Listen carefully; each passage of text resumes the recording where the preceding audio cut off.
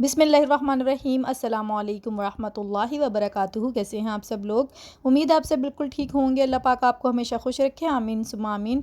आज मैं आपके लिए लेके आई हूँ बहुत ही मज़ेदार काबली पुलाव की रेसिपी।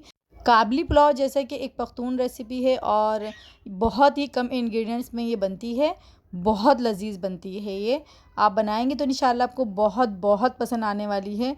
आप ज़रूर ट्राई करिएगा और मुझे फ़ीडबैक ज़रूर भेजिएगा। और अगर आपको मेरी वीडियो पसंद आए तो प्लीज़ उसे लाइक और शेयर करना बिल्कुल भी ना भूलें और मेरे चैनल को ज़रूर से सब्सक्राइब कर दीजिएगा। तो आइए इसे बनाना स्टार्ट करते हैं। यहाँ देखिए लिया है मैंने तकरीबन 1.5 किलो गोश्त और मैंने उसकी इस तरह से इतनी बड़ी बोटियाँ रखी हैं। आप चाहें तो इससे बड़ी रख सकते हैं, वो ज़्यादा अच्छा है, बट मैंने इतनी रखी हैं ताकि गोश्त जो है वो जल्दी गल जाए, क्योंकि मैं इसे पतीली में बना रही हूँ, इसे कुकर में नहीं बना रही। तो बस देखें, अब हमने इसको रख दिया है चूल्हे पे और इसमें अब हम तकरीबन 2 से 2.5 लीटर के करीब पानी शामिल कर देंगे।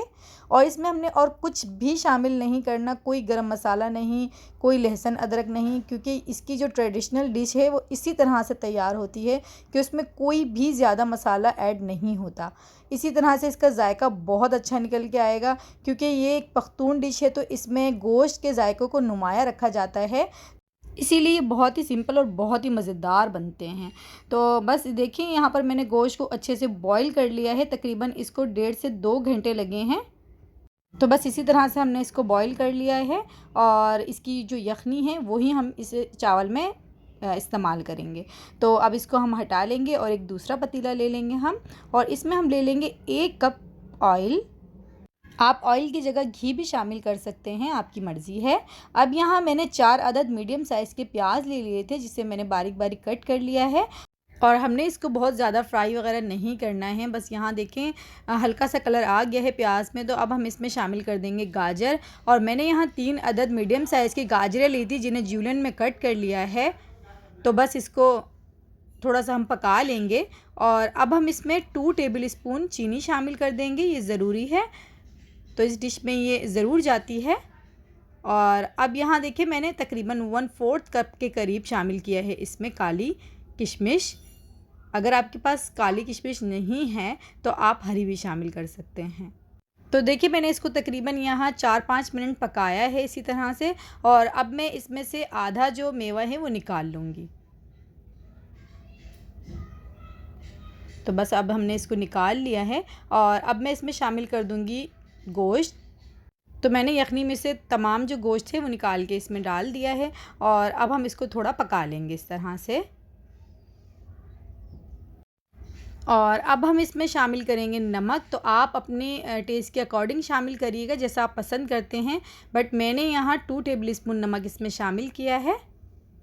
तो अब इस स्टेज पे मैं इसमें यखनी शामिल कर दूंगी। तो यखनी जो है वो मैंने नाप ली थी, तकरीबन वो 6 गिलास है और मैंने इसमें कुल 7 गिलास पानी शामिल करना है, तो 1 गिलास में अभी बाद में इसमें शामिल कर दूंगी। और अब आप यहाँ देख सकते हैं मैंने इसमें जो मसाला शामिल किया है, ये तकरीबन मैंने 2 टीस्पून लिया है ज़ीरा, और साथ ही मैंने 2 से 3 बड़ी इलायची ली थी, जिन्हें मैंने ग्राइंड कर लिया था, वो इसमें शामिल किया है।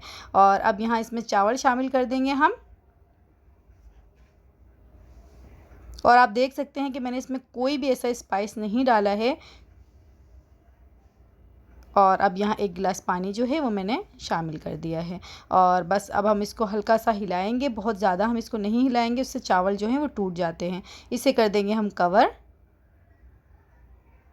और अब यहाँ पानी जो है वो देखें चावलों को सूख गया है। तो देखिए माशाल्लाह चावल देखने में कितने अच्छे लग रहे हैं। और अब हम इसमें शामिल कर देंगे गाजर किशमिश जो हमने निकाली थी, और अब हम इसको दम लगा देंगे। तो तकरीबन 15 से 20 मिनट इसको हमने दम लगाना है। और देखिए कोई भारी चीज़ रख देंगे इस तरह से हम इसके ऊपर।